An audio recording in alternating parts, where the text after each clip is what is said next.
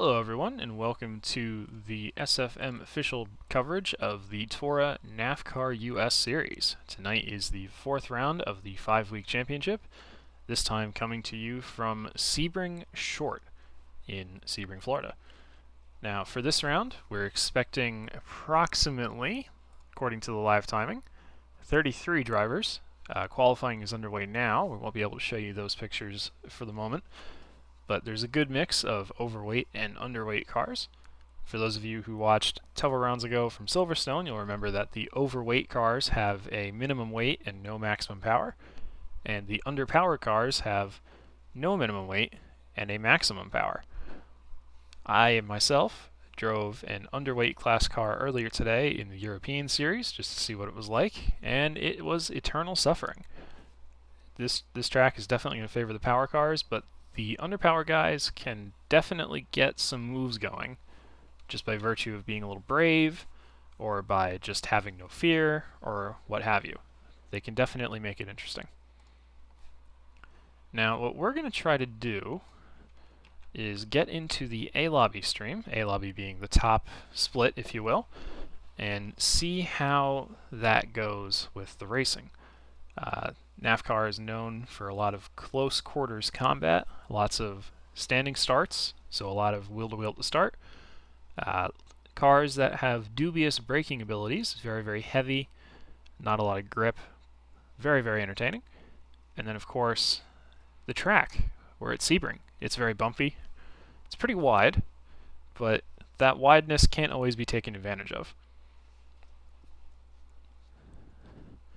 So for those of you that are familiar with Sebring, we're not using the full circuit today.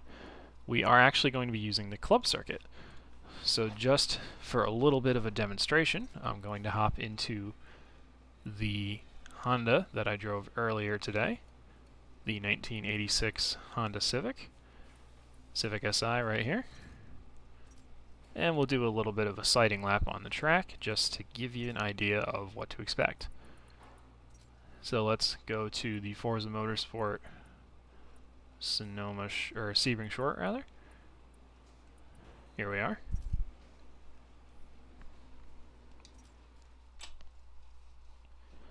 So if you can see the track map here on the screen. The first corner is going to be a 90-degree left-hand turn. For qualifying, the drivers are going to be expected to keep within the white lines. However, for the race, in turn 1, they can go all the way into the wall.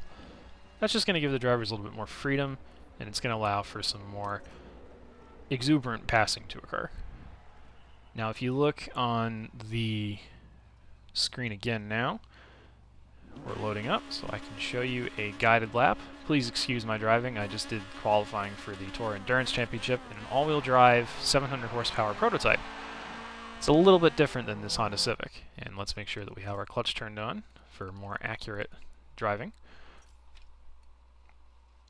Here we go. So you got this nice long straight here. Pit exit's on the right. Then we're going to go hard on the brakes. Turn in hard. Very loose car here. Right up to the wall. Power it out. Now, of course, the drivers are going to be going a little bit faster this evening. Then you're going to get hard on the brakes again for turn 2. Hard on the brakes. There's the right-hander. Full gas, hard brakes again. Got to be very careful here. It's very easy to go off. Then it's a quick shot through to what's normally the 14, 15, 16 complex at real Sebring. So we've got a left here, a little bit of a braking zone, and a right as I run wide. Then we got a left, hard on the brakes, turn in, hard on the gas, and now we're on the back straight. And this is going to lead us into the infamous sunset turn. Turn 17 on the full circuit, not quite sure what the number is here. For this corner, you want to be very, very, very careful on entry, because if you go too wide, you crash into the wall. If you go in too early, you crash into that wall. So it's hard on the brakes. Turn in, turn in, turn in, turn in, turn in, turn in, gas out. And in the race, the driver is going to be allowed to go all the way out to this tire wall here, whereas you can see that red line is the normal track limits for qualifying. So that's one very slow lap of Sebring Short. We'll do one more just because I'm sure qualifying is still underway. Hard on the brakes. very wide line. Drivers are going to be doing this a lot during the race, running wide here. It's a very common mistake to make, and one that I encountered it in my European journey earlier. Hard in turn 2. Drivers are going to miss that corner a lot as well, as I just did. Something to watch for is that the underpowered cars are going to be a lot quicker through this section than the overweight cars. Not necessarily on this little section we're on now, but the general between sectors 1 and 3. Very easy to run wide there. And right here, you'll see a lot of the underweight cars like mine zip on through and then promptly get passed again due to the brute force of the other class. So here we go, here we go, here we go. Barreling down the back straight. A bit quicker than last time, I would hope.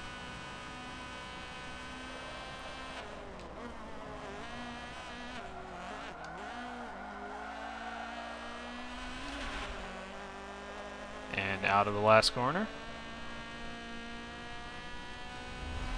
Crossing the line in about 3, 2, 1. And let's quit out of this for now. Shouldn't be too much longer before everything's done.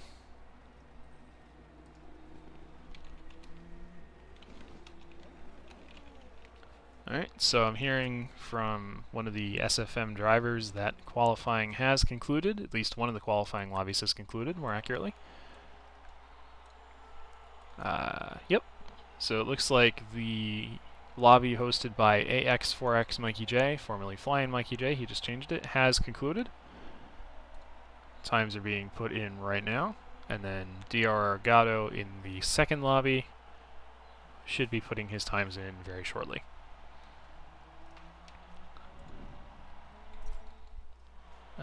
Please bear with us here while we try to get this information. It takes a few seconds just to make its way into the general thing here.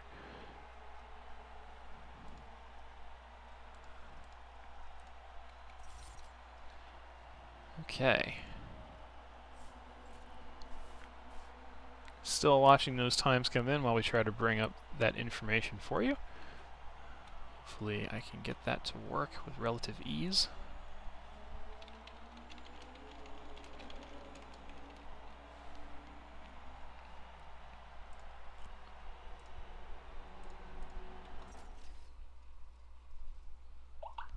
Alrighty.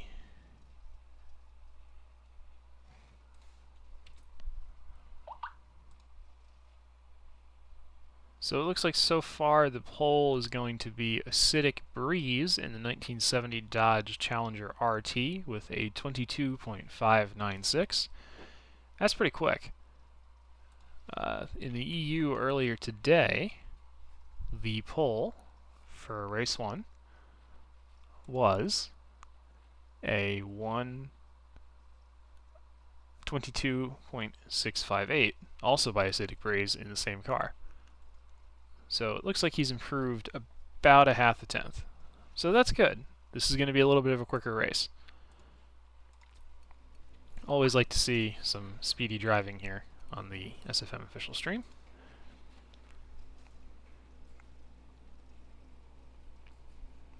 Still working on getting those pictures to you, just to make sure that everything can be seen here. Shouldn't take too long.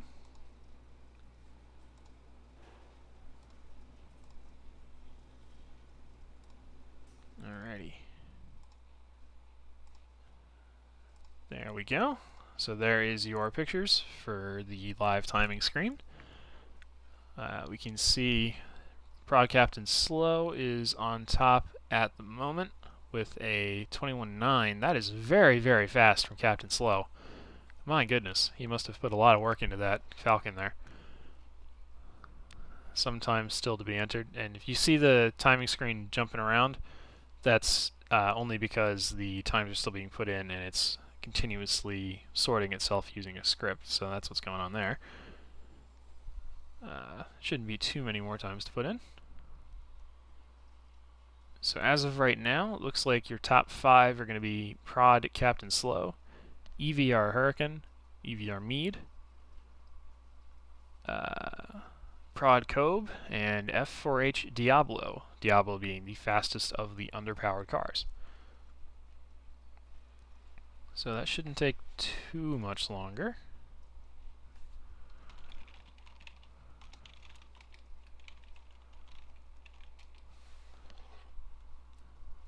So now we just gotta wait for the event hosts to determine the lobby sizes and hosts. That shouldn't take more than a few minutes. After that, we will get an invite, and then it's just a matter of waiting for everything to start.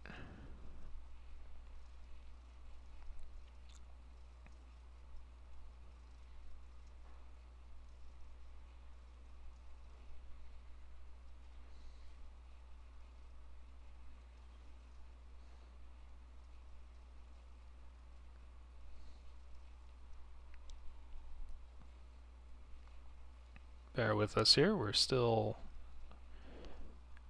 waiting to see what's going on.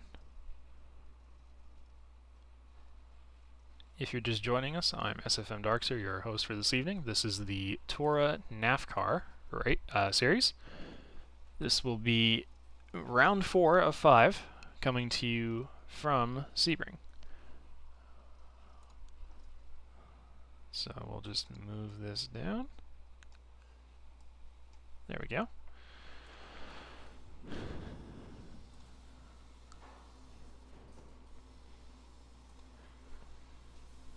Still waiting on that information. So while that's happening, let's bring back the timing, and we'll go through in a little bit more detail the qualifying results. So in first place, we have a 1967 Ford Falcon XR GT, an overweight car. Second place, EVR Hurricane in the Holden Sandman panel van. It's a very strange looking car, almost like a hearse that isn't quite as long as it should be. Third place, EVR Mead in the Alfa Milano Quadrifiglio Verde, overweight as well. Prod Kobe, Honda 2000 Honda Prelude. F4H Diablo is in 5th in the 1991 CRX SIR Honda. Acidic Breeze in 6th, already mentioned. Prod Detonator in the 2002 Acura is in 7th position. 8th position, Andy Ados, also of Prod, in the 1993 Renault Clio Williams. 9th position is an SFM driver, Cratrium, in the 1988 Holden VL Commodore. 10th position, AX4X BG Cowboy, 1972 Mercedes 300 SEL. In the 11th and 12th positions are HCCR Big Dog and Mr. Drive in a Holden Monaro and Ford Falcon XA. 13th position is the front-wheel drive Volvo 850R of Driftin' Hero. A Plymouth Fury rounds out the top 14 with Roscoe P. Cotrain in the overweight class. Prod Forza 4 AMG, team principal of Prod, is in 15th position in his 1986 Civic. 16th is Prod D-Tech in the 92 Golf. 17th, another SFM driver, this time Varus, the 1955 Chevrolet 150 utility sedan. I drove that car earlier today, and it was terrible, so good on him for getting it that fast. 18th, we have DRR Brian. Brian coming off of a race disqualification at a previous round, so that is not something that we would prefer to have happen again. 19th position is Prod Excited in the 1988 Volkswagen Scirocco. Series organizer AX4X Mikey J has an El Camino rounding out the top 20. 21st, we have the Mazda Savannah of DRR Gatto, the second qualifying host from this evening. 22nd, HCR Carlson in the Jaguar XJS. Go Sox Go of Honor Courage Commitment Racing is in the BMW 323 Ti. Snuffleupagus, another Swordfish driver, in the 1970 Porsche 914. Then there's Hunty 1981's Mazda RX-7 GSL. CBR Pac-Man in the Fairlady. Lanrel in the Datsun. HCCR Lieutenant Diane in the Citroen 2CV. Who is John, formerly Rocinante in the 1987 Firebird. I'm just going to keep reading these here while we're waiting. After him, we have HCCR Creech in the Z28 Camaro, followed by Rabidus in the Chevy Vega, followed by Melody in the Mitsubishi GTO, and in 33rd position is Sandmouse 88 in the 65 GTO. So it looks like we're going to have 17 cars in the top lobby. That'll be from Captain Slow down to Varus, so that is actually very helpful for me, just to get that information. So it looks like the host for there is going to be probably Mr. Drive, if I had to guess, Mr. Driver Roscoe. So that will get resolved shortly.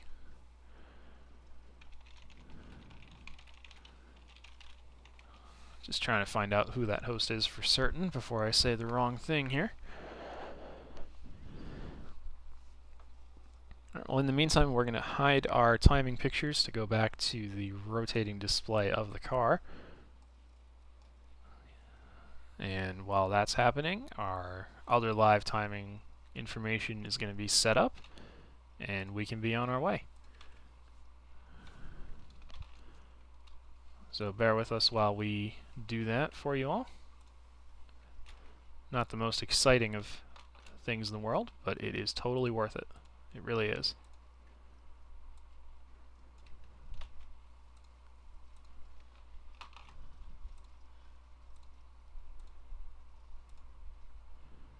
Alright. So it looks like the host is going to be Diablo or Roscoe. F4H Diablo and Roscoe Pico train. Still awaiting official confirmation on that front. I will confirm that as soon as I'm able to do so.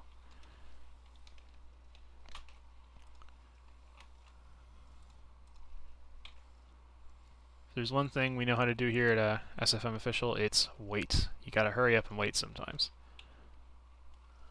So bear with us here.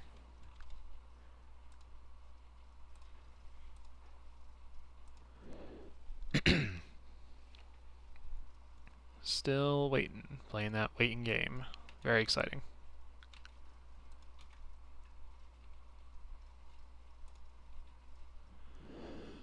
Okay.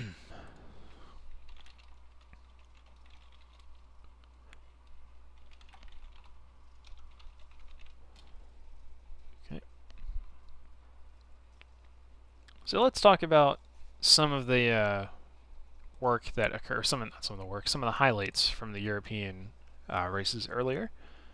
Race 1 started with me stalling and a restart due to a massive crash that occurred. Crashes are not exactly ideal, but it is something that does happen, so you gotta do a restart if it happens before the end of the first lap, which is what happened.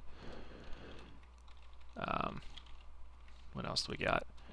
There was some good racing up front between most of the overweight cars, with Huracan and Meade running away with the first 2 races. The third race was very hectic with the reverse grid. I myself started 5th and was in last before the first turn. Such is the perils of front-wheel drive at Sebring. But you know, sometimes this is just how it goes. So, you know, you do what you gotta do.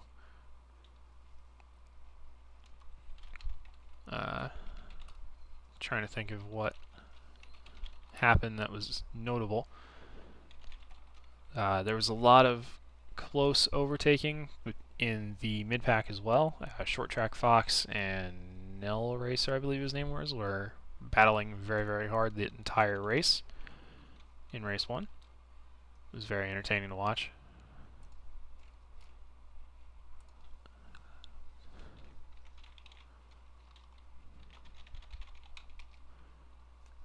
I'm sure this must be like watching paint dry for everybody here, but, you know, we're just waiting. Waiting for stuff to get going.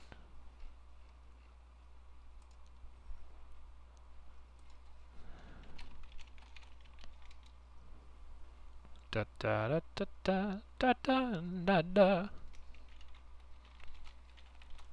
For everybody that watched the last time we did a stream like this, the second broadcaster is actually racing. This time he was able to sign in, SFM Varus. You will be seeing a good amount of him on the stream as he pilots a veritable rocket ship from last place on the grid up to, who knows, maybe he'll end up in last place, maybe he will rocket his way to the front. There is quite simply not any way of predicting that. What we do know is that he'll certainly give it a good honest shot at it. So we'll keep an eye on him as things unfold. Alright, so it looks like all of our driver graphics are good to go here. Just waiting on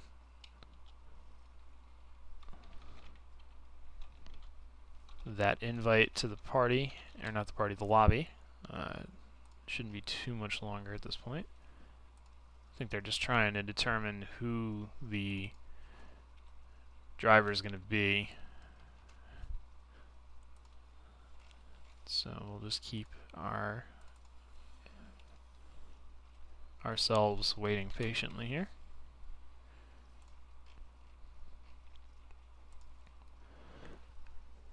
So let's go through the cars that everyone's going to be driving. We've got a 1967 Falcon for Captain Slow. We've got a 1974 Sandman panel van for Huracan. He's usually got that car in all black, just to keep things interesting, you know.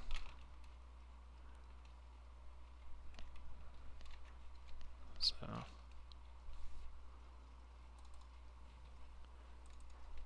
Mead's got the 1992 Alfa Romeo Milano Quadrifoglio Verde. Say that 3 times fast. Cobe's got the Prelude. Oop. Diablo is in that CRX Honda. Acidic Breeze in the Challenger.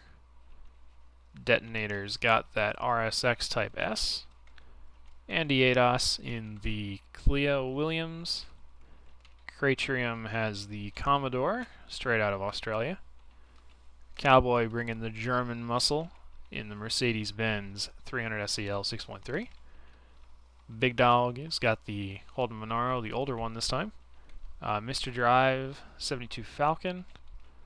Drifting Hero's got a 500-something horsepower front-wheel drive Volvo 850, quite hilarious. Roscoe's got that Plymouth Fury. Prod Forza 4 in the 86 Civic, which is what I drove in the EU, so good luck, sir. And then we've got the 1992 Golf and the 1955 Chevy to bring up the rear.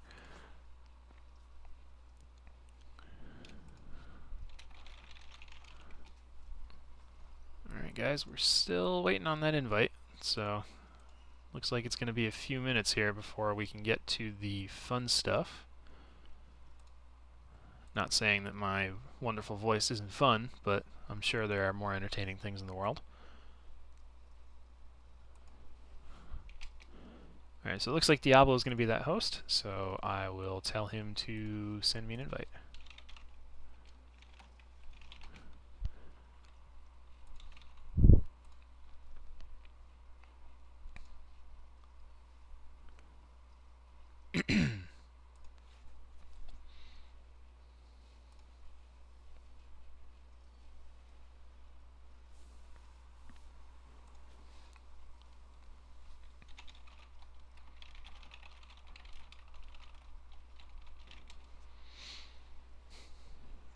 Alrighty, so while that's getting set up as we load in here, if anybody in the stream has any questions, don't be afraid to ask. I will do my very best to give you a comprehensive and timely answer.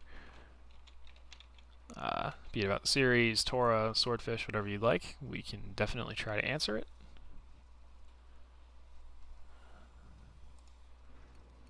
Alright, here we go. Finally got that invite.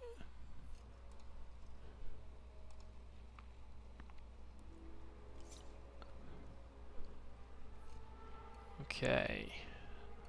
Right on. Good stuff. So, what you're seeing now is the private lobby multiplayer menus for Forza 7. As soon as the track is loaded, I will be able to spectate the race, just to watch what's going on using some cool third-party cameras. And once that is done, or once that's loaded up, then we'll be going racing immediately. The first race for NAFFCAR of 3, there are 3 races tonight. First race is set the grid order by qualifying, so if you qualified fastest, you start first. The second race is set by the finishing results of race 2, or race 1 rather. So if you win race 1, you start first in race 2. If you finish last in race 1, you start last in race 2. The third race is the inverse of race 2 results. So if you are last in race 2, you start first in race 3. If you finish first in race 2, you start last in race 3. So that's what we are going to be expecting to happen here. And while we're waiting, let's take a look at some of the cars that you'll be seeing this evening. Here is the Intant CRX for Diablo.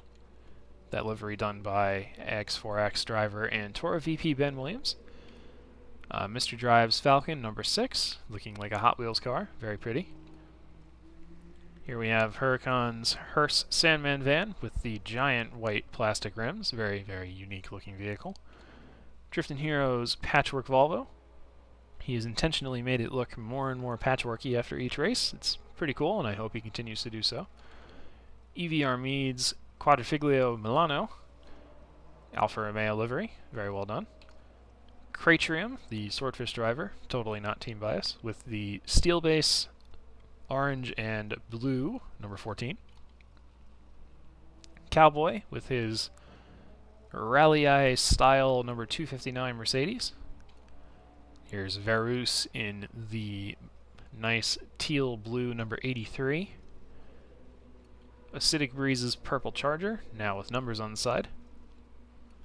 Roscoe with this Civic, which means he hasn't switched cars yet, so we'll come back to him. Here's Kobe, who has also not switched cars yet. The 97 Civic is just what the lobby defaults to when you're in the wrong thing. Here's his Prelude, there we go. Prod sponsorship, Prod being the Puerto Rico Online Drivers.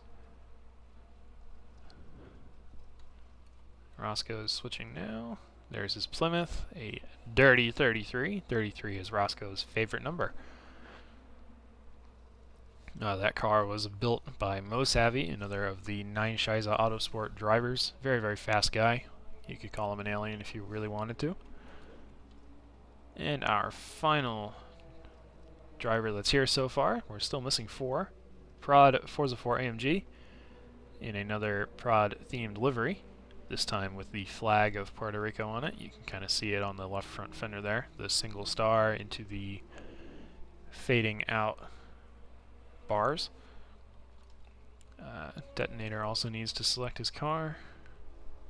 There he goes. And he's got the RSX, the nice silver base, minimal vinyls on it. I think that's a Silver Key or something, Silver City on the front. Kind of Superman-esque. It's pretty cool. And whoever happens to be watching in our chat, don't be afraid to say hello. I'll even say hello back. It'll be a good time.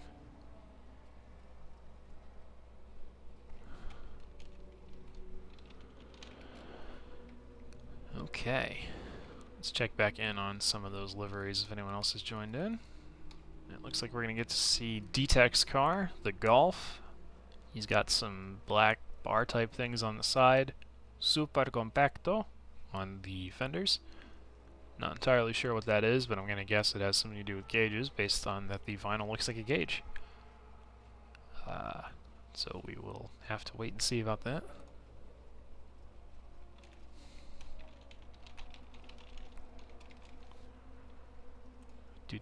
Do.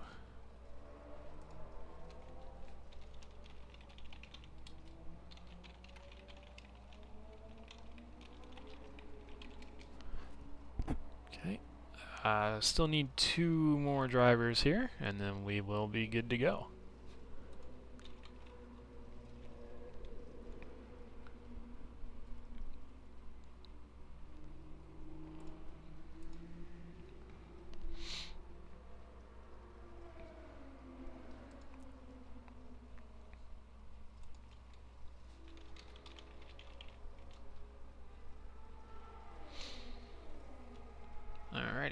There's HCCR Big Dog, which means we just need one more driver after he is done setting up. So Diablo should be setting the grid here as we get set up. I won't be able to see it until he sets it up though. Big Dog is now selecting his car, and there is his Holden Monaro. Player 1 Labs and Rogue something. Rogue Energy? I can't tell. Either way, he's got a gorgeous Damascus steel base with some white accents and red rims. So that is a very nice looking car from Big Dog. Sometimes simple is better. You just gotta go with what fits the time period, what fits the car. Keep it smooth. Do.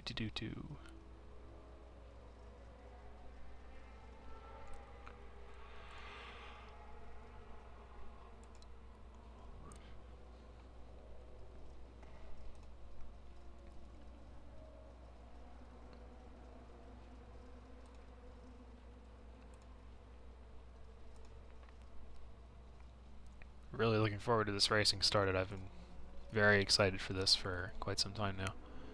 Another driver has joined, Prod Andy Ados, which means we're actually missing one more. I was counting myself, so we should have 18 total in the lobby. Andy has this honeycomb type livery with some green accents, and there's our final driver, Captain Slow. Speaking of good timing there, he should be switching into his car any moment now.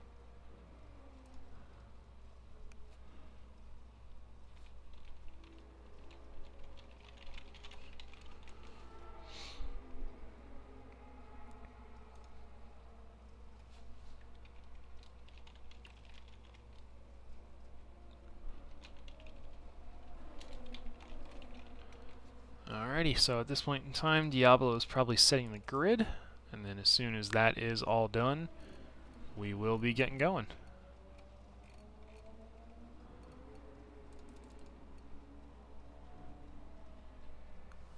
So, if anybody would like to hear the party chat going on, you can check in to SFM Varus's stream. I believe that his stream name, pardon my words here, is King Feces.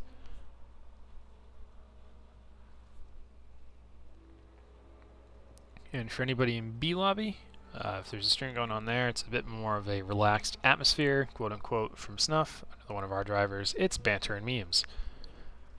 Hopefully we can experience that in both lobbies just to keep everything a little bit fun. You know, gotta keep the energy light, keep your hands moving, and then we can get ourselves going. Not quite sure what the delay is here in A lobby, but as soon as I find out, I will tell you.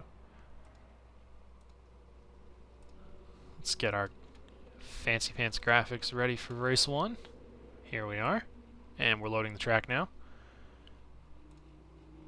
So that is a good sign, generally speaking, if the track is being loaded.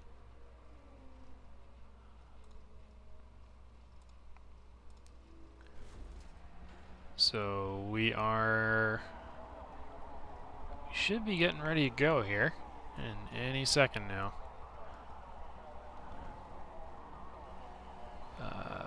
Okay. You guys ready? Because I'm ready. Alright, hit that spectate button.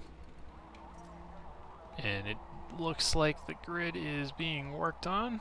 Once again, just to refresh everybody's memory, the grid order is going to be Prod Captain Slow and EVR Huracan, followed by Mead and Kobe, Diablo, Breeze, Detonator, 8th is Andy Ados, Cratrium and Cowboy rounding out the top 10, Big Dog, Mr. Drive, Driftin' Hero, Roscoe P. Cotrain, Prod Forza 4 AMG, Prod D-Tech, and in 17th, SFM Varus. So we are just waiting for the grid to be set up, and as soon as that is done, we will get loaded in. So if anybody in the chat would like us to watch a certain driver for the start, say so now. I know some of the drivers like to keep these things open on the side just so they can have a look at what just happened to them if it happened on stream. We have a message from EVR Huracan, time for chaos with a Winky robot. Very insightful commentary. I'm pretty excited as well, looking for some chaos. Driftin' Hero has requested that we watch him on the start. I suppose that can be arranged. So let's use our new fancy pants timing system and bring up Driftin' Hero. What this is doing is it's pulling the drivers' Twitter pictures, their country flags on their racing license, and the logo of their team, as well as showing you the car that they're driving. So we can see that Driftin' Hero is an English driver, driving the 1997 Volvo 850R. And this will just help everybody keep track of what they're seeing on the screen, and, you know, it looks cool. So it should be any time now for the NAFFCAR Round 4 Sebring Short Race 1 to begin. Not entirely sure why we haven't started yet, but when I do find out, I will let you guys know. I imagine it's probably due to the party chat communications, because there's a limit of 16 drivers per party, and there are 17 drivers here. So I would imagine it's just a matter of coordinating between whatever parties may be involved. So we'll come back to that shortly.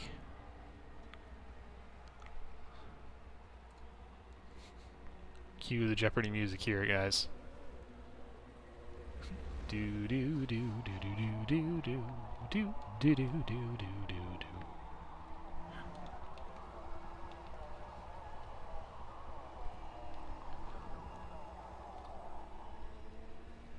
If anybody in the lobby happens to know what the current delay is and mind sharing that information, that would be pretty great. Hearing from Driftin' Hero that the GripTech and EVR drivers, that would be Mr. Drive, Driftin' Hero, Huracan, and Mead, will be using one of their parties to alleviate that communication concern. So that should be taken care of.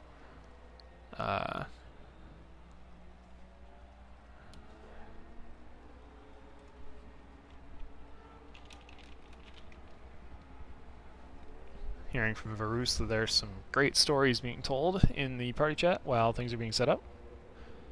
Hello to Solar and Family Dude in the chat. How's it going, guys? Okay, so the delay right now is people need to join the party.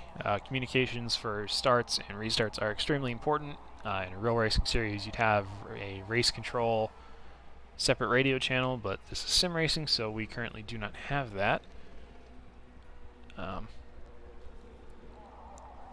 Also requires people to see that they're being invited. Not everybody is aware of that at all times, so that is going to take some time to get resolved. Apparently Cowboy is requesting a party invite, so I will dutifully pass that along to Diablo.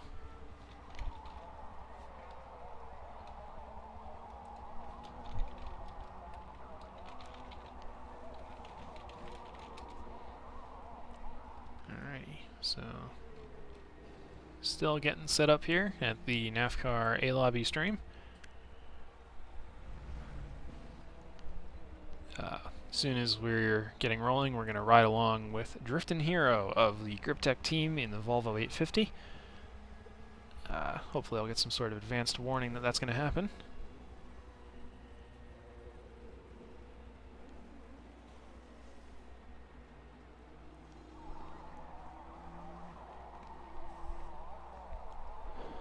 Alright, so to all of our viewers, who are you guys cheering for this evening? Are you rooting for the Prod team, EVR, GripTech, Diablo, SFM? Who's your team tonight? What are you guys thinking?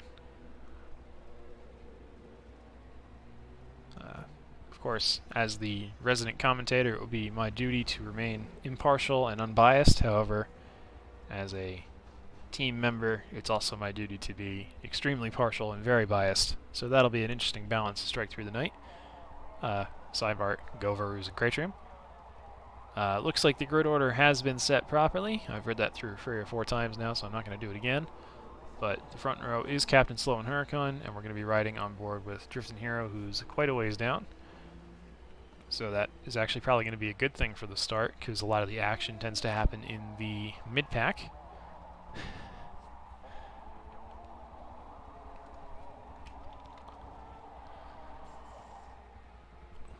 So, still waiting here. Just to remind everyone of the event format, NAFFCAR is a standing start. As soon as it loads, you go series. So as soon as we load in, lights out and away we go. To copy Crofty from Sky Sports F1. It's go time. Once it's go time. And there's no safety cars in this series. However, there are lobby restarts if there is a massive crash. Hopefully there isn't, but if there is, the procedure is in place.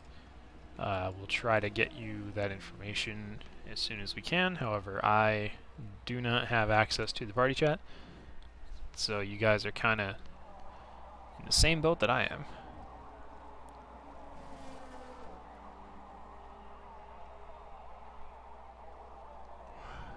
Okay. Let's take a look at the grid once more.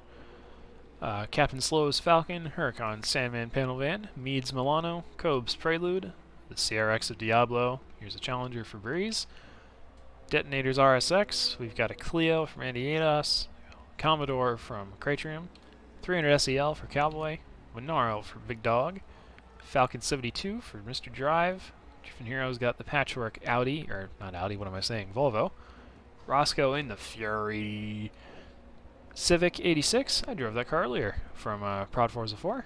D-Tech in the Golf, and Varus in the Crazy Chevy. And then, of course, the Spectators Special, the 86 Civic. Hearing from Cowboy that he's got a very grippy setup in the Mercedes for Race 1, just to start off with, and then if he doesn't like it, he's got a missile. Here we go, we're starting up.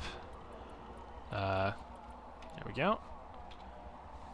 Race is about to begin. We're going to be riding on board with Driftin' Hero.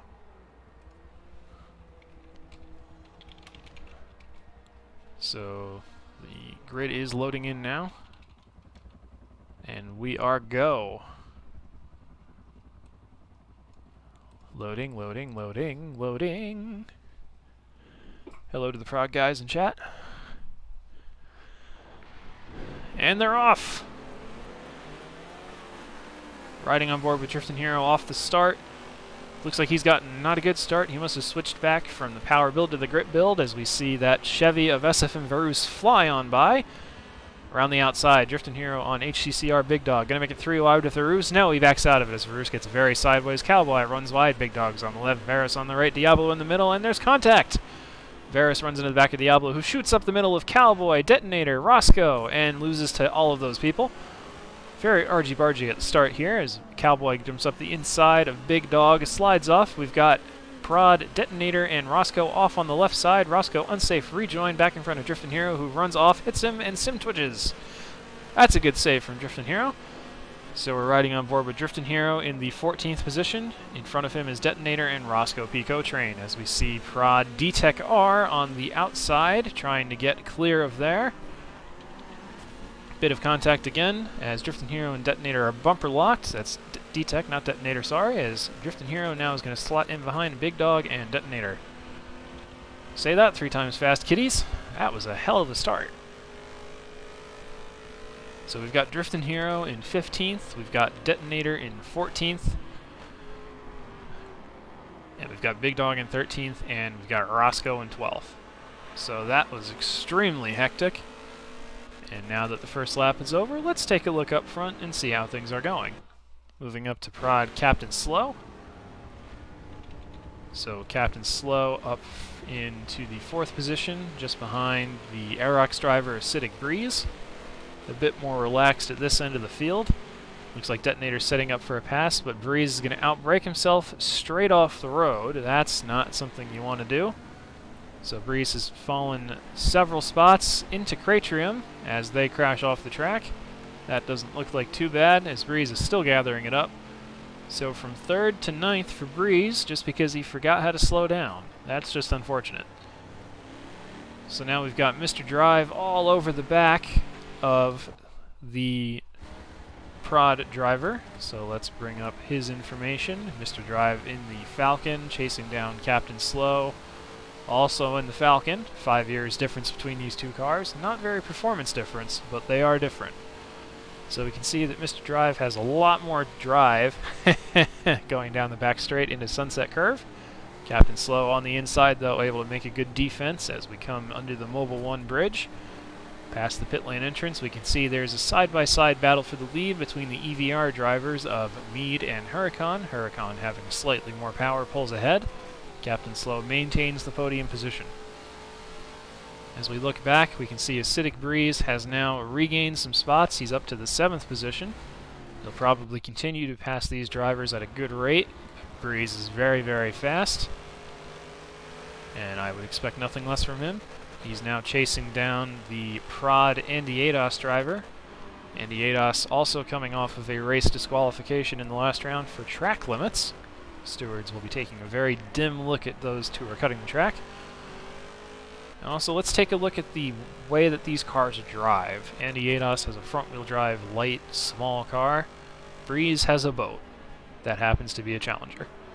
So we can see him sliding all over the place, and Andy Ados is very composed looking. So you'll notice that more as we get into Sunset Bend, how the two cars have to tackle the road. If we look behind here, we can... First, let's change our ticker to show our time behind leader. That's very valuable information. So if we look behind Breeze, we can see he's got a big gap to Diablo and a smaller gap to Andy Ados, which means he's probably catching Andy at a good rate. Nice late apex there through Sunset. He's going to track all the way out to the wall now. And that's lap 4 of 10 done.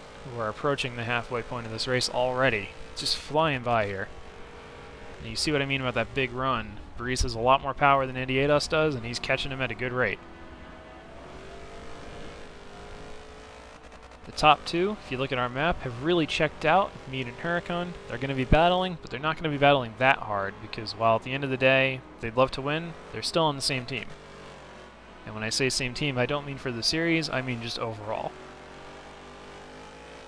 So we're riding on board with Acidic Breeze here, chasing down Prod Andy Ados. This battle looks pretty static for now, so we'll see if we can find another thing to look at. Let's go back to Driftin' Hero, the driver we rode on board for with the start. Looks like he's continued to have some problems here in this race, uncharacteristically so. And he's right behind HCCR Big Dog, one of the, well, I shouldn't say one of the quicker, but one of the more consistent in slower cars drivers from the Honor, Courage, Commitment Racing team. So we're riding with the ludicrously overpowered Volvo, as he's going to try to make his way past some of these guys. Big slide there behind Big Dog. Looks like that's Cratrium in there as well in the Commodore. Going up the inside of, is that D-Tech? I think it's D-Tech. No, it's Detonator. So Cratrium and Detonator looks to be a good fight, so we'll just kind of leave ourselves where we are for now to take a look at all that stuff. Switch over to Cratrium. You may remember C-Tom. He changed his name to Cratrium just because he wanted something different. Can't say I blame him. Sometimes you gotta switch it up, you know? So these two are having a good scrap right now. Very evenly matched cars, despite how completely divergent they are in the way that they're built. Cratrium's going for speed, Detonator's going for grip. And I think that large boat that just graced our presence was the SFM Verus Chevy, so he's up from 17th to what looks like 10th position. Good for him. It's always good to see a driver making the moves, regardless of what team they start on. As you can see on our map, the field has continued to spread out a little bit more as the initial craziness of that start is worn off at the halfway point of the race. The lead appears to still be the EVR Huracan. Yep, it's still Huracan. Let's take a look at him. With Meade hot on his heels. So it's Huracan from Meade right now. Very quick drivers, both of them. So you can see on the brakes just how swirly that Sandman gets with the very, very skinny tires and the very, very low profile tires. I'm not quite sure how he's controlling that thing, to be perfectly honest. Captain Slow doing well to chase down those two EVR guys in the third position, but he's losing ground as we go here, so he'll be kicking himself over that. Now, if you look on our map, you'll see there's two different colored dots. The purple is the overweight class. That would be the big cars like the Sandman and the Falcon, and then the red is the underpowered. That would be your cars like Diablo's CRX, and in B-Lobby, the Porsche 914 of Snuffleupagus.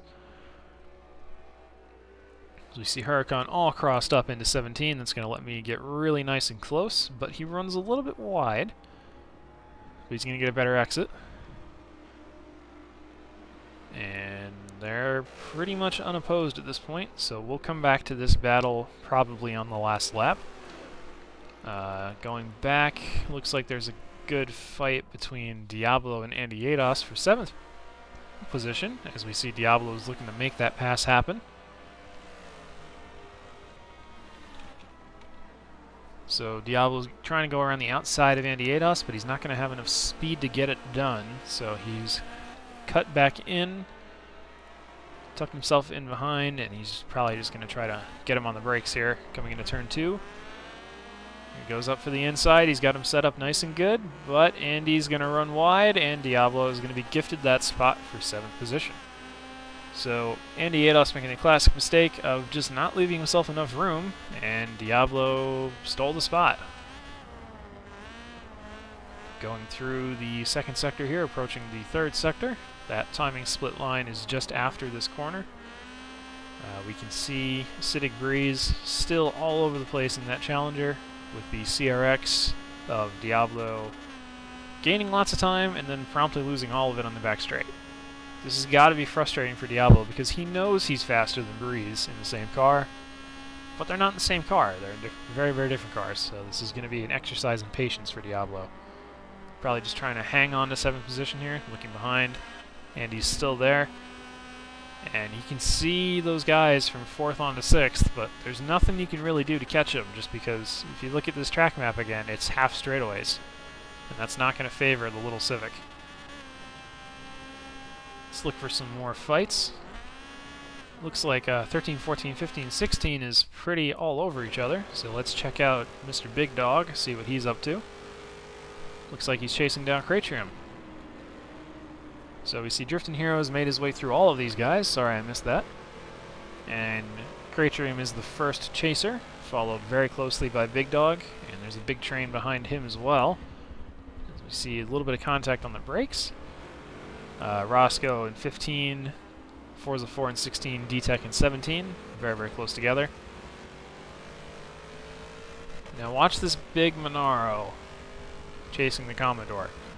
You can see that they're kind of built similarly, but the newer cars tend to handle a little bit better. So we can see Big Dog sliding a little bit. You see Cratrium sliding even more. And as we get onto that back stretch, let's see if this big old V8 can hunt down the Commodore.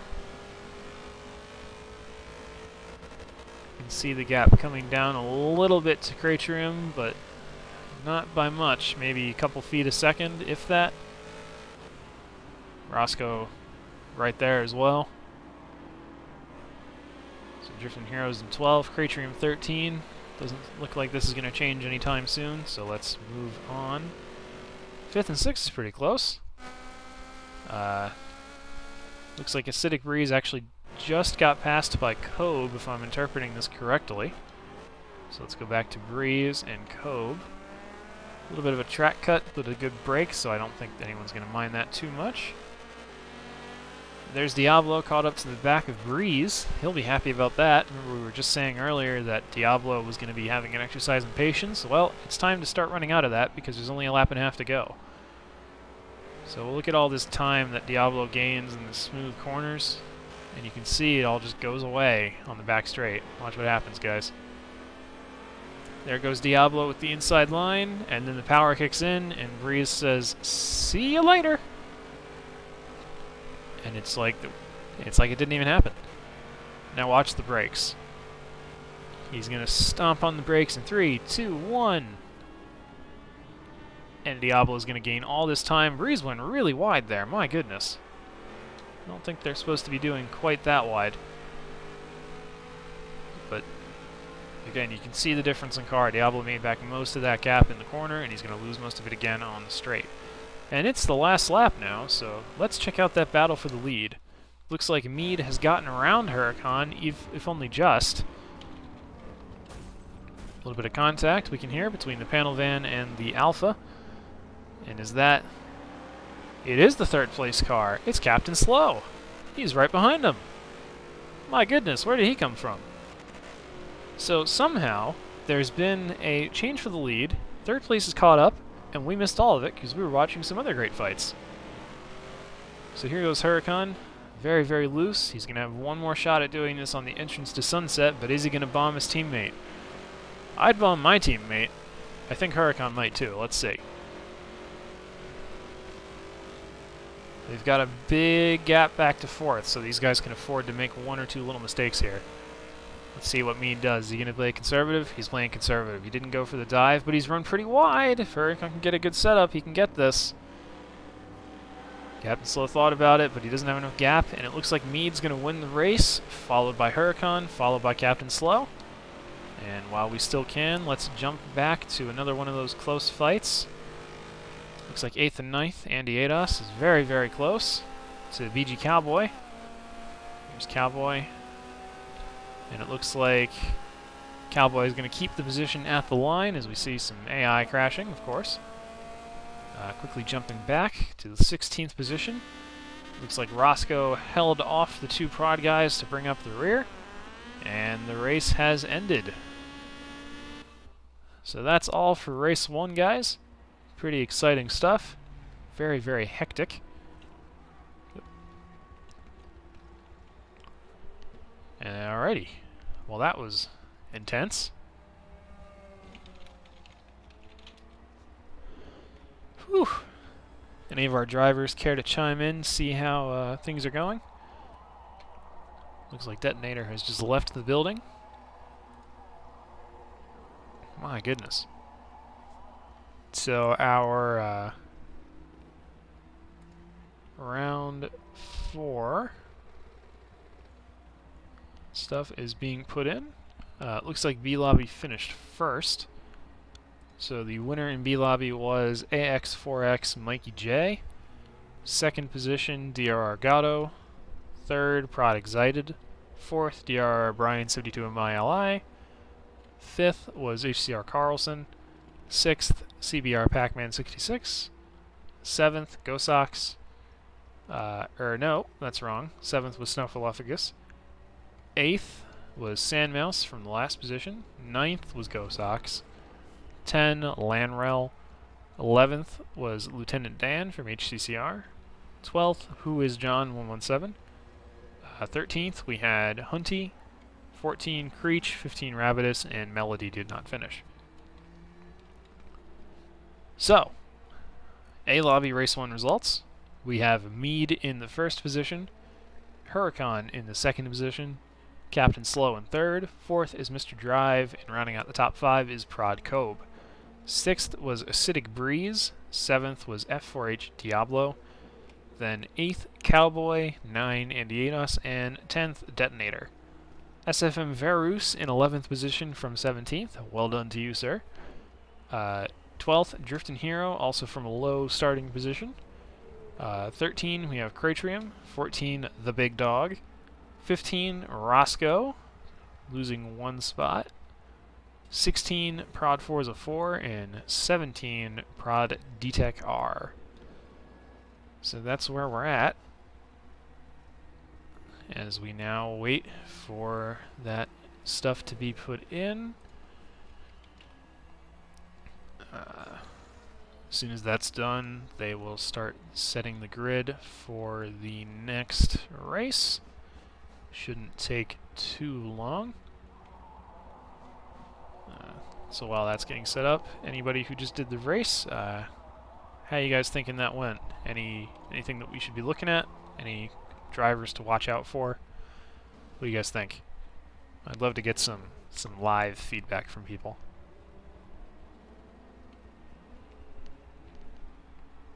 LSCM, the butler in chat, stating GP2 engine with respect to Prod Forza 4 complaining of a lack of power. I would tend to agree. He was a little off the pace in the straight line there relative to how his car normally would be. I think the track just is not suiting that Falcon as much as he'd like, even if he still got third. So, you know, sometimes you get it right, sometimes you don't. Okay. So Diablo should be mostly ready to go at this point. Just a matter of getting that grid set up for the next race.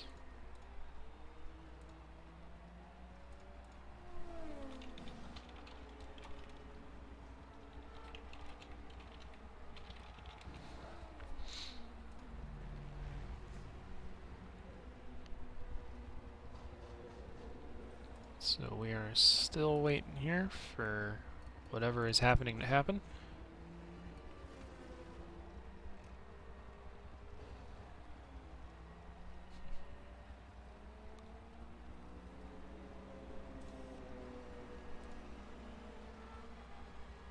Just give it a moment to do its thing here.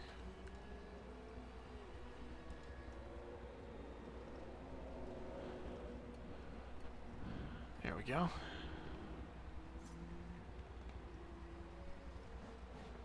Alrighty, and the launch countdown has begun. We're just gonna ride on board with SFM Verus to start. We did Drifting Hero last time.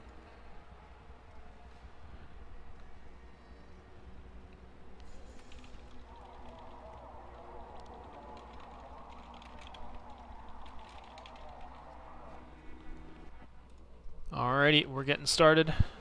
It's race 2. Let's update our graphics. There we go. And we're underway. Ah! Hearing lots of engine revving. And we're away. Verus immediately jumping out to the left. He's gotten a great start. My goodness. From 11th up to 6th before the first corner, the madman. Acidic Breeze going for the lunge on what appears to be Mr. Drive, who runs wide. Drive hops the curb and keeps it going. Big gap from Verus back to Cowboy. That is not a sentence I expected to say ever. If he can keep with these guys, he's got a good chance to launch himself into the 3rd or 4th spot by the end of the straightaway, and I know a lot of people would be confused to see that happen in a good way. So Verus with a great start, chasing down Mr. Drive, and being chased by BG Cowboy. First lap onto the back stretch we go. That Chevy is packing 600 something horsepower, 550 actually. Here we go. And it looks like he was not quite able to get the power down. And 6th is probably where he's going to stay for a while. So, as we see some contact, Acidic Breeze is very sideways in front of Mr. Drive. Does good not to take advantage of the situation. More sliding here from the overweight cars. Or overpowered cars, I should say. I'm always going to get that wrong. And we'll switch to another battle shortly. I just want to see the conclusion of this one. Huracan runs wide, Mead is checked out at the front, Acidic Breeze jumping all over the back of Captain Slow, and Mr. Drive is going to lose the 5th spot to a Chevy sedan panel van as he dives back on the brakes, but Verus isn't giving up. This is probably going to continue for some time, so we'll come back to it. In the meantime, 8th position is now BG Cowboy. He's let Kobe through. So he's not going to be pleased about that, but Kobe is definitely similarly paced to Cowboy. Looks like we don't have Twitter profiles for either of these drivers, so you'll have to bear with the Forza logo. As Kobe very, very wide onto the back straight. Cowboy hanging in there. Looks like that exhaust is phasing in and out of existence right now. You can see it vibrating. That is kind of frightening, actually. Inside goes Cowboy into Sunset. No contact, but Prod Cove is unable to keep the car under him. It looks like Cowboy didn't complete the pass, but he's still close. So he might be able to get it this time by. Let's see. He's gotten clear, sort of, but he's going to lose out on the brakes. And he's cleared him. Cowboy has cleared Cove again. Good job. Let's see what we got here now. Looks like that front pack is still pretty close. Huracan's lost the spot to Acidic Breeze and to... who was that? Second place, Captain Slow. So not too much has changed there. Looks like we've got another good battle back in the 9th and 10th spots between Andy Ados and Diablo.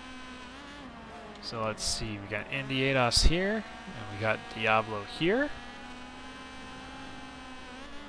Now, if I remember correctly, these two are very evenly matched on straight line speed, but Diablo's got a lot more handling.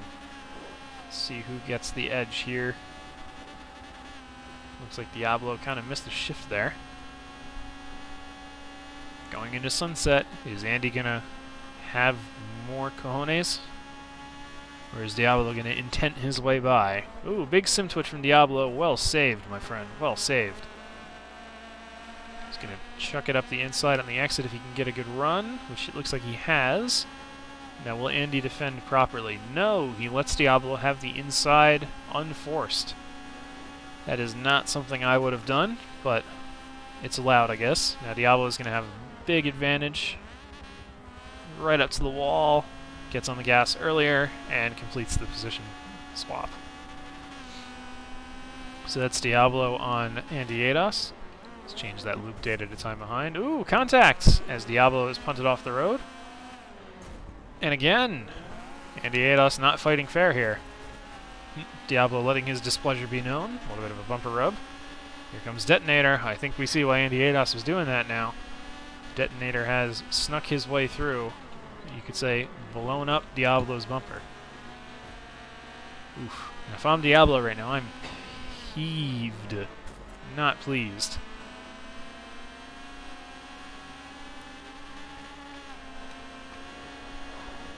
Whew. So those two guys are going to battle it out. I don't imagine they're going to battle each other too hard. But Diablo's still got the right to... Oh my goodness, Roscoe, where did you come from? Roscoe from God knows where, up the inside of Diablo. Wise to get out of the way. He's probably just going to try to get him around the outside again. There he goes. Andy also a little slow, but Roscoe's going to get all of these guys. So let us now swap over to the co-train himself. Roscoe. So he steams his way through. 12th, 11th, 10th position. That Fury is bringing the pain right now. Just flying around these guys. Battling Andy Ados right now. Whew. Diablo around the outside as Andy does not like the back of that chrome bumper.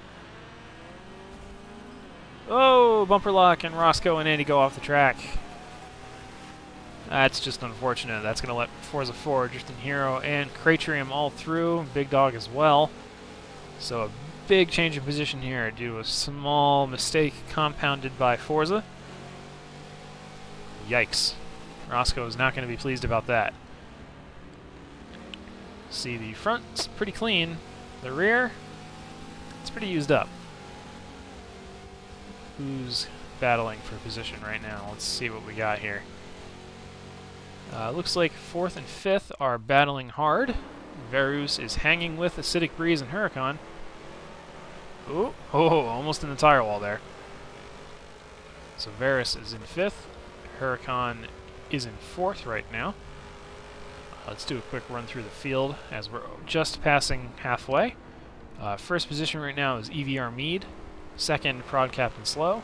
Big gap back to Acidic Breeze in 3rd. Huracan 4. Varus 5. Mr. Drive in 6th. Cove in 7th. Cowboy in 8th. Detonator 9.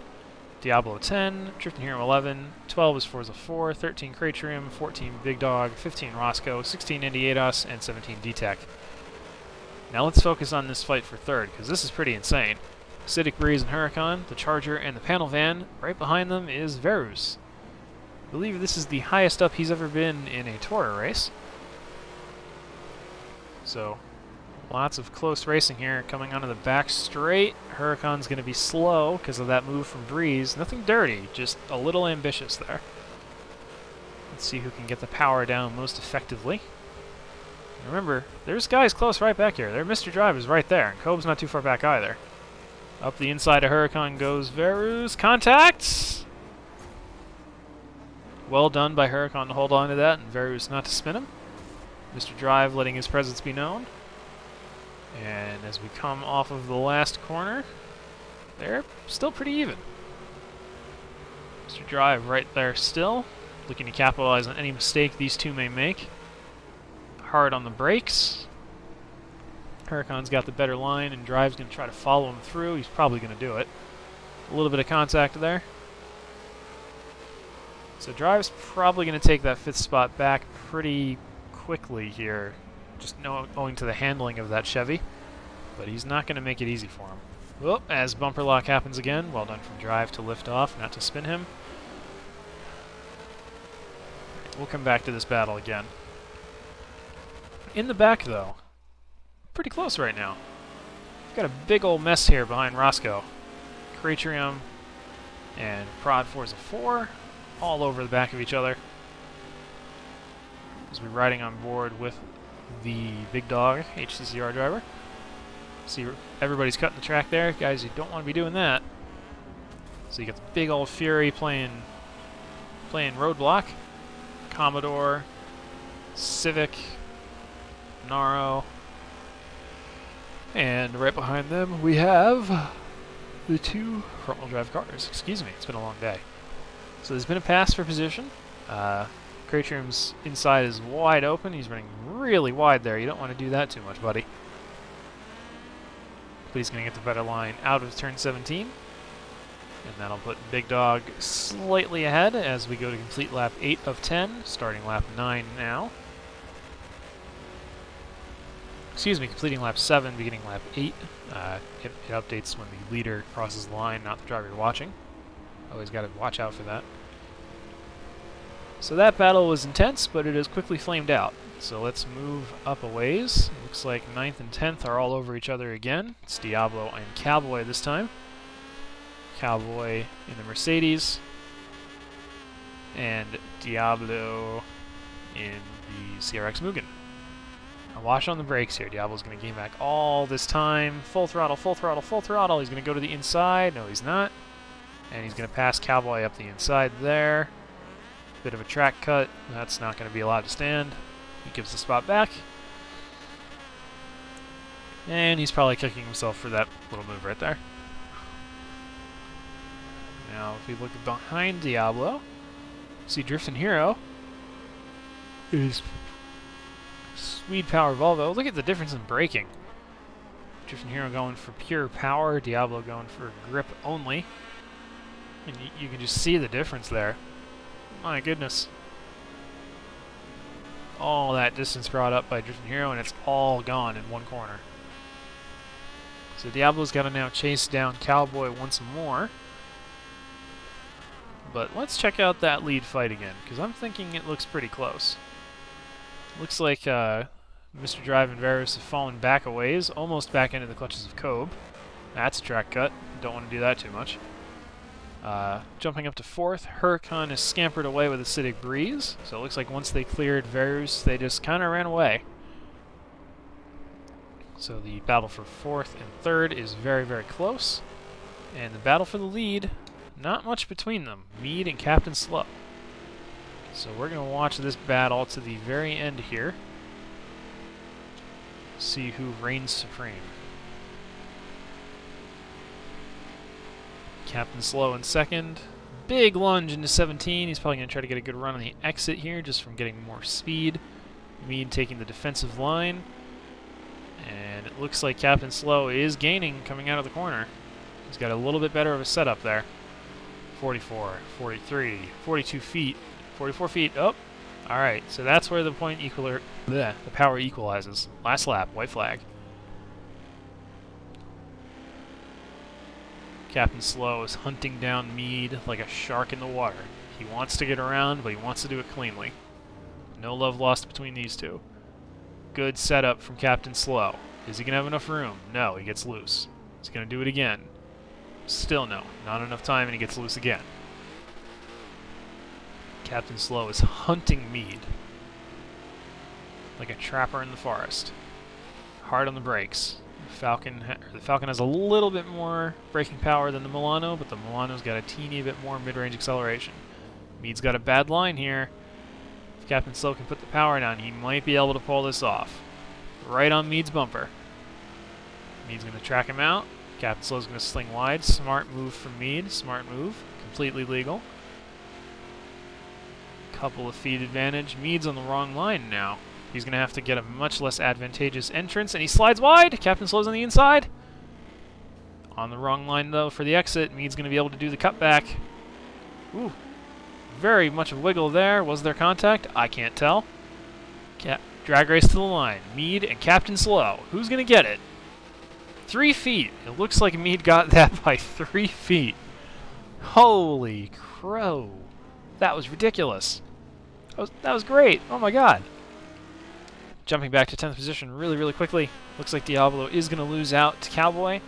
Drifting Hero just behind him. Just going back to first and second, though. That was amazing. That was just so good.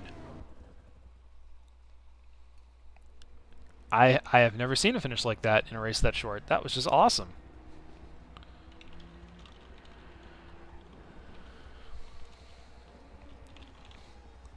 Great driving from those two. Absolutely fantastic driving. They should be really proud of that, honestly. That was just great. I don't even know how you could be upset with not winning that race. That was just fantastic. Absolutely fantastic. Wow. So, in case you can't tell, I was pretty pleased with the way that race just went. Whew. Okay, let's all take a breather now after that amazing finish.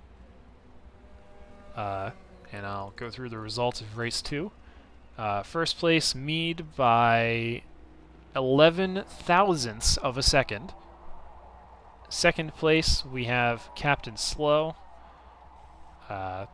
Third position is Acidic Breeze, about 6 seconds back. My goodness, just wow, that was just great. So Acidic Breeze is third. Fourth position is Hurricane. Fifth, we have Mr. Drive. Sixth is Kobe. 7, we have Detonator. 8, Varus. Ninth position is Cowboy. 10, Diablo. 11 was Drifting Hero. 12, Roscoe. 13th position is Cratrium. 14, Andiedas. 15, nope, that's wrong. 13 was Big Dog. 14 was Cratrium. 15, Andiedas. 16, D-Tech, and 17 was 4. Whew. That was crazy.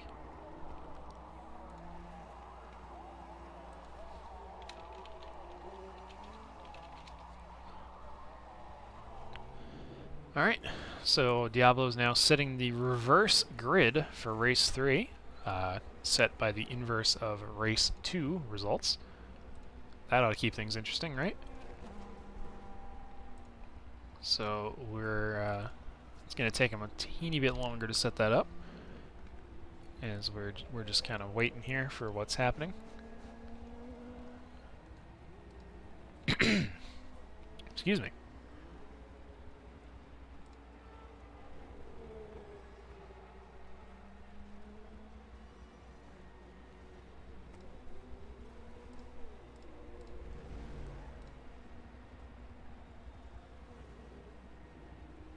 really hope that somebody clipped that finish because that was just fantastic. Okay, so let's take a look through that reverse grid. Your order is going to be as follows. First position will be Prod Forza 4 AMG. Second will be D-Tech R. Third, Andy Ados. Fourth, Cratrium. Followed by Big Dog and Roscoe. Driftin' Hero and Diablo. Cowboy and Varus. Detonator and Kobe. Mr. Drive, Huracan. Acidic Breeze, Captain Slow, and your race winner from Race 2, Mead. Everybody breathe now.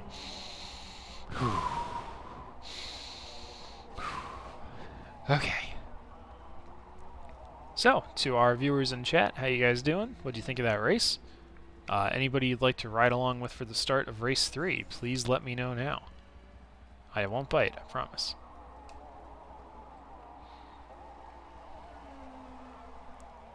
That was crazy.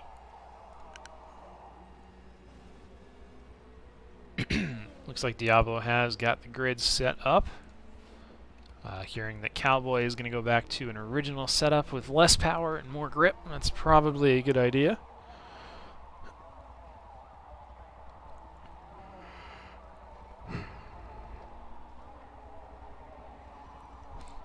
Anytime now. Probably whenever Driftin' Hero Ready's up, we're going to get this show on the road.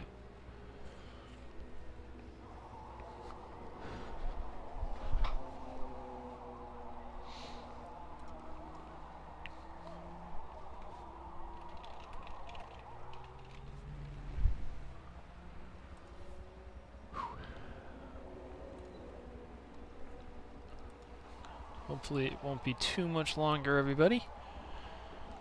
Just waiting on Captain Slow to finish revising his car. And on... yeah, just Captain Slow, actually.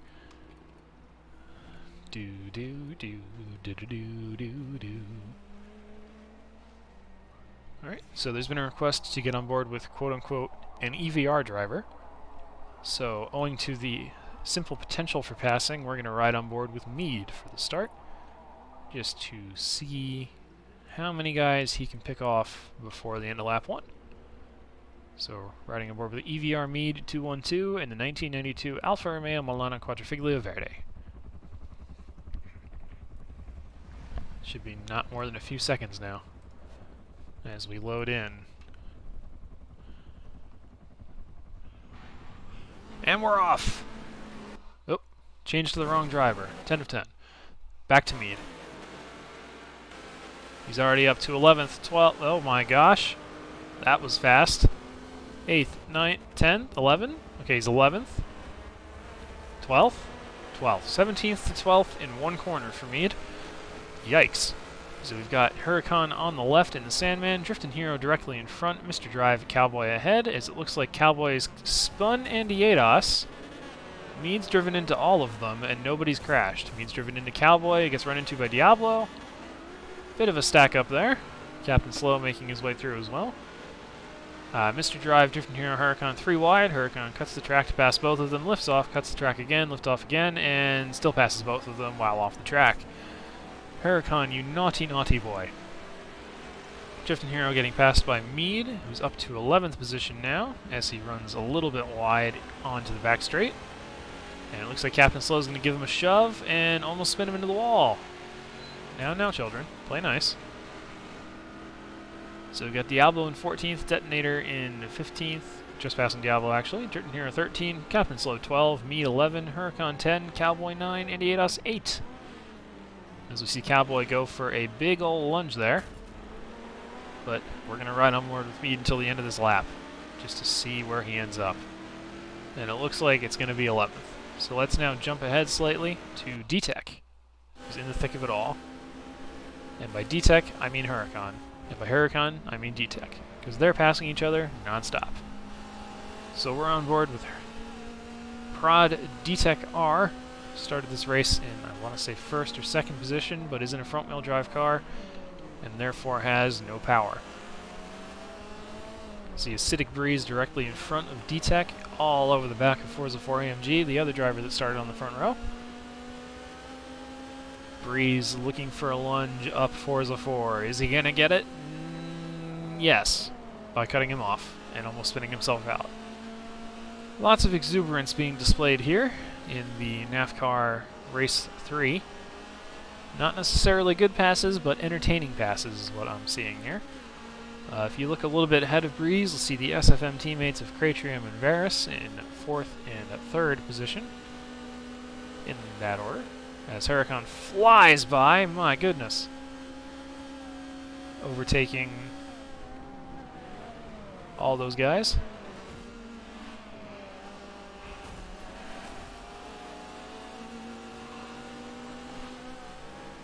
Still on board with D-Tech here as Huracan flies by, closely followed by Andy Ados. So there's Andy, and we're still on board with D-Tech. So Huracan's now up to 7th after starting 15th or something. And where's Mead up to now? He's still back there. So Mead is still in 10th, which means that he must have had a run-in with somebody. So let's see him pick his way through now. So Mead is right behind Big Dog. Or in front of Big Dog, I should say. Nope, that was Cowboy, actually. Lots of red cars to keep track of here. So we're going to be chasing down D-Tech and Andy Ados. I imagine both of them are going to get dispatched pretty quickly here. Just owing to the power difference between their cars. So there goes Mead on D-Tech. And there goes Mead on Andy Ados. And he's clear above both now. So now let's chase down the next prod driver in Forza 4 AMG, the team leader. A little bit of a shove from Andy in the back of Mead. Mead holds on to it well. Not too much happening here right now. See a pretty good spacing between Captain Slow and Mead, and between Mead and Forza 4. So let's take a look at the front of this race just for a little bit. Looks like SFM Varus is in 2nd position, trying very hard to chase down Roscoe, who's in the lead. Now, the last time SFM Official brought you a NAFFCAR round in a reverse grid race, Roscoe was leading at this point. And about 5 minutes later, he wasn't. So let's see if he can hold on to it for a bit longer, if not to the end. Partially because his main challengers are still a little bit farther behind at this point in the race. They got some work to do to catch up. So Roscoe's most savvy built Fury is still out front, followed by SFM Varus in the Chevy and Acidic Breeze in the Challenger. Looks like there's a good fight for 3rd going on right now between Breeze and Big Dog. So Breeze and Big Dog. You can clearly see that Breeze is running way less grip than Big Dog is, just because of how much slide there's going on. But it looks like he's able to control it a little bit better, just owing to that giant cap that we see now coming out of the last corner. So good job to Breeze for getting that car dialed in.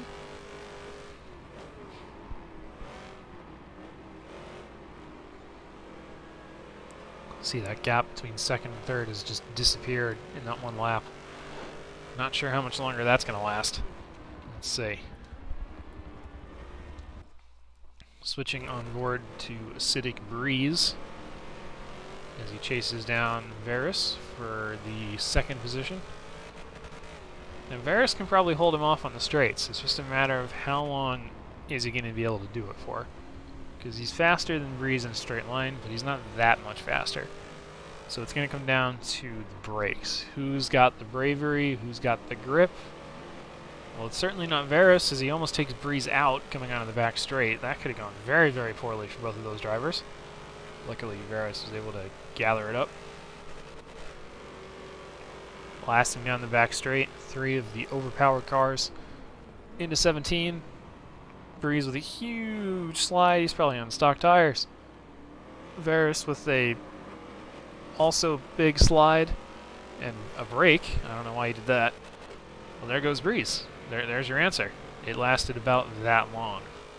So now Breeze is going to try to chase down Roscoe, and we will come back to this battle because it's very intriguing. And at the halfway point of the race, the field is Roscoe, Breeze, Varus, Huracan, Big Dog, Cratrium, Mead, Forza 4, Captain Slow, Andy Ados, Drifting Hero, D-Tech, Mr. Drive, Detonator, Cowboy, Kobe, and Diablo in last.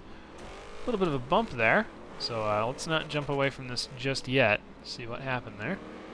Looks like Huracan and or Big Dog ran into Varus, who in turn ran into Breeze. So we'll jump back a little bit to Big Dog to see what's going on here. So it looks like Huracan has made his way past both of these drivers in short amount of time. Not really too surprising. He's leading. Oh my goodness. Big almost crash there between Big Dog and Varus. Good job to hold on to that from both drivers. No advantage gained, so I don't imagine the stewards will be too upset about that. Anyway. Let's see if we can find some good battles here. Who's nice and close? Well, the answer is 13th, 14th. Or at least they were. So nobody. So we'll go to Captain Slow. Captain Slow is currently in 8th, chasing down Mead. Trying to, at least. Yep. So we got Mead and Captain Slow. You're 1-2 from the last race. Let's see how these guys make their way through this mid-pack here. We've got Cratrium of SFM in 6th position right now. I imagine Mead's going to get him relatively soon. No offense intended. So we see Captain Slow all over the road here. Big slide from Cratrium. Let's move up to Big Dog so we can catch this in cinematic view. There we go. Lots of cars and not a lot of track. Mead and Captain Slow are still trying to get Cratrium. They're probably going to try to work together on this back straight here. That would be the smart thing to do. Minimize their losses. See how that goes. So we see everybody cut the track there. Got to stop doing that, boys. So let's see. We see Cratrium in the background. Mead's on his right. He's got him. There's no way. He's got him. Got him dead to rights. And we can see Mead is through on Cratrium, as is Captain Slow. He's not going to put up too much of a fight because he knows it's kind of pointless at this point. Captain Slow up the inside still. It looks like Cratrium is going to actually fight back. Good on him. But as soon as we get to that front straight, that's it. So let's jump back now to Cratrium to see what's going on. And yeah, Captain Slow has made his way through.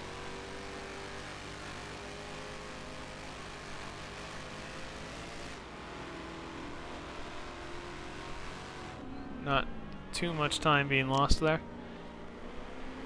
So on board with Cratrium in the Commodore, chasing Captain Slow in the Falcon. 2 laps to go here at NAFFCAR. This is the final race of the evening. No more after this. Let's see here. Who's close?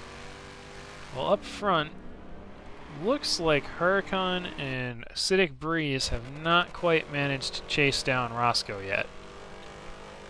Now, I don't know if Roscoe's won a race before in a top lobby, so he's probably going to fight tooth and nail to keep it where he's in front. So we got Roscoe, we got Breeze, we got Huracan, and a ways back we've got Varus, about 300 feet. He's not going to catch up. There's a big glut of cars behind him. So we'll come back to this lead fight right at the end, but for now, let's check out 5th position. It's going to be Mead chasing down Varus. This is going to be very entertaining. 2 laps to go. Mead's going to have a lot more grip in this section, but Varus is going to have the power, and his car is physically bigger. So it's going to come down to his defense versus Mead's very good offense. You see Mead looking up the inside. Varus knows not to let him have an inch, and he doesn't. That's going to put Mead off through this corner. So Varus has earned himself at least a few more seconds of being in 4th. See what I mean with that acceleration? As soon as the car is straightened off, it's just... and away we go. On the brakes, Mead's going to run into him, but he's driving a boat. He probably didn't even feel that. Captain Slow right behind. Coming into the back straight. We're going to see that big acceleration from the Chevy any second now. In 3, 2, 1. There he goes. So Mead's car is pretty quick, but Veros' car is quicker on the straights. Now hard on the brakes into Sunset. We can see Breeze up ahead on Huracan. It looks like he's going to keep second position for now. But he's all over this place sliding around. So now Mead's on the right side, which means he's on the wrong side for turn 1. Veros is going to have the opportunity to defend in the 4th spot. Squeeze ahead. If he was smart, he'd stay there, and he's going to let Mead have the inside. Who promptly outbrakes himself. So there goes Veros again. Right up to the wall. And Captain Slow is going to make it 3 wide. Yeah, oh my god. You crazy people. You crazy, crazy people.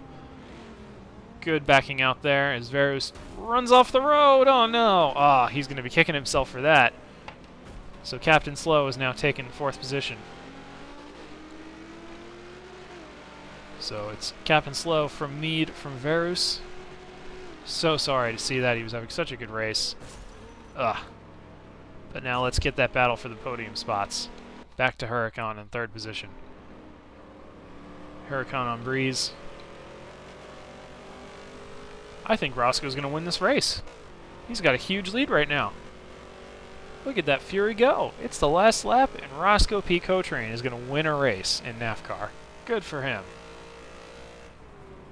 On the brakes, we can see Roscoe is well and truly ahead of the field. Nobody's going to chase him. This is his moment to shine. Let's let him have it. Go Roscoe. Approaching the line. And there he goes. Your race winner in 3, Roscoe P. Cotrain, followed by Acidic Breeze, Huracan, Captain Slow, Mead, Veros, Big Dog, Gratrium, Mr. Drive, Drifting Hero, Prod, Detonator. Yeah. Race is over. We'll get those results again. So it's Roscoe, Breeze, Huracan, Captain Slow, Mead, Veros, Big Dog, Crate, Drive, Drift, Detonator, Andy Adas, Cowboy, Cobe, Forza 4, Diablo, and D-Tech. Whew. So that's NAFFCAR. I'm sure that was exciting to watch. I know I had fun broadcasting it.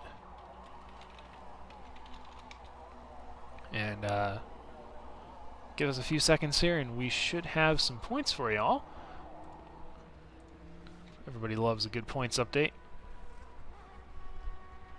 So that's it for the racing action this evening. But let's now see what the points look like. I'm sure they're going to be pretty shaken up now.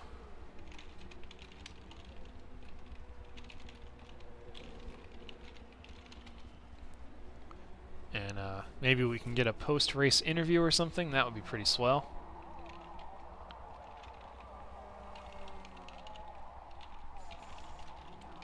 See if we can get that worked out here. It's going to take us a moment to get it all set up.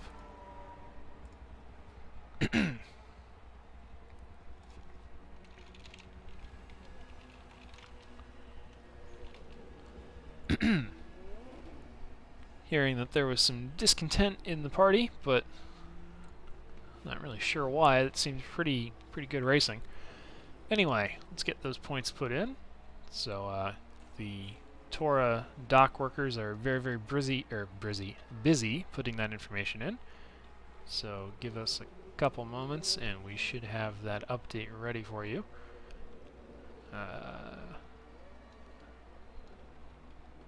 Not exactly the fastest process in the world. And it looks like SFM Veros has joined us in the comms booth after his stunning race, or set of races tonight.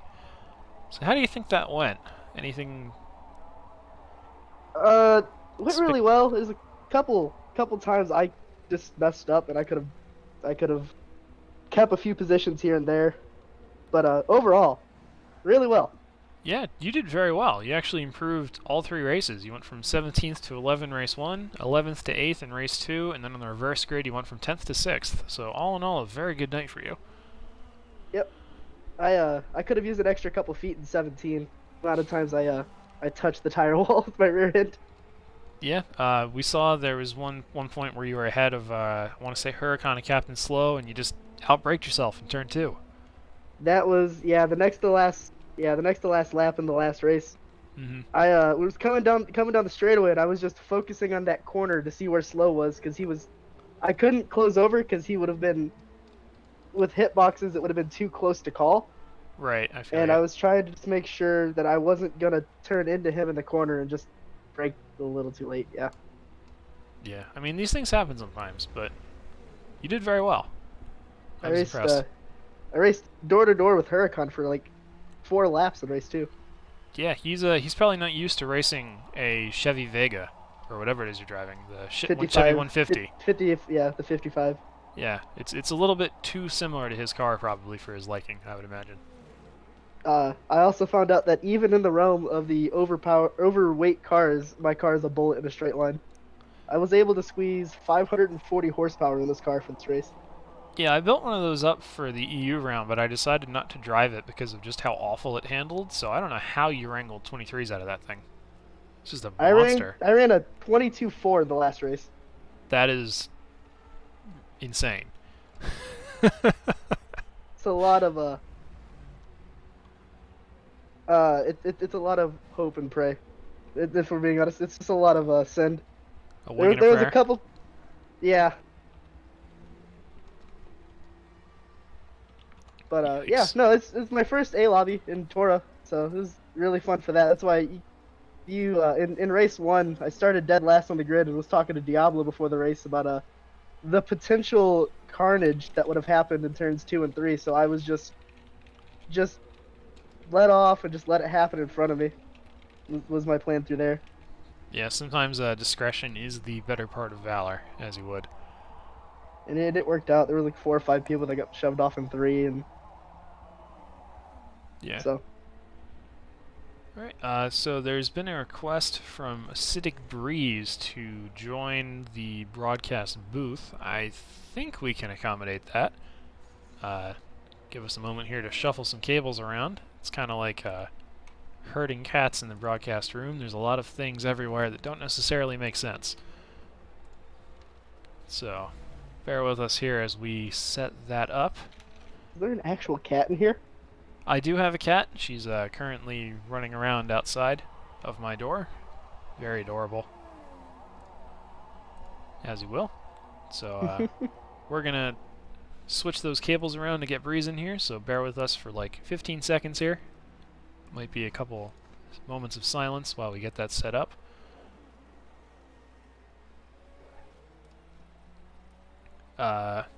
Varus, do you copy? Yes. Breeze, do you copy? Yes, I copy. How are you doing? Doing well. You are now on the SFM official stream. This is a post-race interview with Acidic Breeze. How you doing, buddy? I'm doing quite great. I gotta say, real quick here, I mean, that race, wow, that was pretty crazy. Yeah, I was losing my mind watching that. The reverse grid, you guys were tearing it up out there. Yeah, there's just carnage going left and right. Drivers everywhere. It's like my heart was actually beating out of my chest. It was quite Me too. quite intense.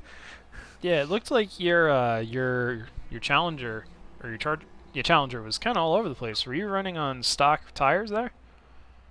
Yes, I was. I actually, for this setup, I improved from the Europe division to here. I decided it'd be more beneficial to run a skinnier fronts and rears for more to add on more straight line power. And that difference, well, it paid off. And it also seems, if you're comparing stats in the lobby, Huracan, Captain Slow, all of them, had similar idea as well. Yeah, I mean this is basically just a pure brute force acceleration track, so that was probably a smart decision. Right, right, right. Yeah, so I've got to I mean, ask I you. decided to. Yeah, sure. There was a moment in the race where I think it was you and Huracan were battling for third position right behind, I think it was Varus, and there was a moment where it looked like it was going to 3 wide. Who backed out? Um, to be honest, I don't quite remember. Yeah, there was a few moments there where I was quite certain that it was going to end with a lot of salt and some tears and a lot of stewards inquiries, but nobody really had too much of an egregious crash that race. I was pleasantly surprised. Yeah, thankfully. Hmm. The only problem that I could think of that I kind of had with the recent, I think it was lap 9 of this last round. I believe it was turn two, and I was taking a right-hander, onto turn two. For Right. some reason, I don't know, me and Huracan, where he was like pushing into me, and I was like drifting and stuff, and then Roscoe was getting away from me. It was quite a weird incident. Yeah, there was a few of questionable moments during that event. I will agree with you on that. Yeah, for sure. Yeah, and the stream VOD will be archived for about a month. If anybody would want to go through and clip some stuff for students' inquiries or for just your posterity reasons, whatever, you can grab what you'd like. So Breeze is just I'm not sure. good. I'm not sure since I was not watching the stream because obviously I was racing, but did you get on the stream the last lap battle between me and Huracan fighting for third place? Yep, we did see most of that. It was pretty crazy. You were sideways more than straight for most of that. Yeah, the last turn I had a opening. He went a little bit wide, and I was able to take the inside, and just by literally inches, I almost I clipped the inside. Well, I didn't clip it, but I mean like I hit it, like the apex or whatever. And with just inches to spare, and I was able to the last straight, make the move. And in the party I was in, I was I was actually screaming in joy because it was a very tough move, and I was able to pull it off. Yeah, you did real well. Just looking at your two guys' positions, race one, Varus, you started in last, 17th, and Breeze, you were in 6th. Breeze, you ended up in the same position. Race one, Varus, you were in 11th. Race two, you guys started in those spots. You got up to third, Was it? Breeze, I so thought I you got the was podium. 10th. Uh, no, you were 11th Oh, I for was. race Yeah, two I for was. the start, and you finished 8th. Then race three Mhm. was the reverse grid. Breeze, you went from 15th to 2nd, so well done on that. And Varus, you went from 10th to 6th. However, the man of the hour for his race 3 drive to shine is Roscoe Pico Train, joining us here in the comms box. Welcome to the booth, Roscoe. How you doing? How you doing? Thanks for having me. Yeah, congratulations on your race 3 win. Thank you. Yeah, that was some nice driving, man. I gotta say. Yeah, I was Who's running you down there for the first half, but I made a mistake and you were gone. well, the first two races, something happened to my car. Extensive testing all day, and me and my mechanic saved over some tunes with new tunes rather than making just a new tune file. Oh yeah. And the first two races, it was out to lunch. I couldn't even drive it. I was 2 seconds off my pace. And then it just so happened while we were in the intermission, he went and made a new tune for me, and it woke the car right up. Yeah, so your mechanic is Mo Savvy, right? Most savvy, yep. Yeah, we were talking about him Most a little bit savvy and earlier in hired the gun. EU round. The Nine Shiza mechanic. He's pretty good. He is pretty good. Yeah. He doesn't really get into the Forza RC or anything, but he would be right there with them boys for sure. Nice. All right. So just looking through your round history here, the first race you started 14th, lost one spot. Second race you gained 3 spots, and in the reverse grid you got to the front and you stayed there.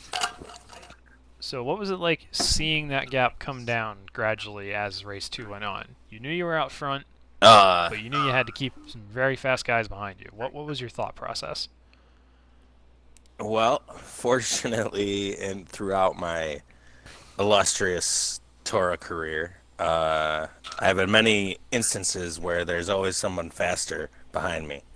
Um, Experience takes over for my lack of skill, where I'm generally pretty good at cleanly defending my line. So even if they would have caught me, they would have had a difficult time getting around. I'm pretty sure of that. Yeah, and I can remember watching the Silverstone round. Kind of a similar thing happened. People could catch up to you, but it was a whole another story trying to get around. Yeah, And yeah. that's something that a lot of drivers really do pride themselves on, just being good at defense. And you were very good tonight on the defense.